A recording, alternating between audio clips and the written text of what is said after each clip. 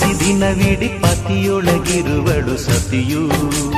ಸತಿಯು ಅವಳೆ ಮತಿಯು ಅವಳೆ ಬಾಳಿನ ಹಾಡಿಗೆ ಶ್ರುತಿಯು. ಪತಿಯ ಏಳಿಗೆ ಸತಿಯ ಕೈಲಿದೆ. ಪತಿಹಿತವೇ ಸುಖ ಮಾಂಗಲ್ಯವೇ ಮುಖಕ್ಕೆನ್ನುವ ಸತಿಯೇ ಉಸಿರಿರು ತನಕ.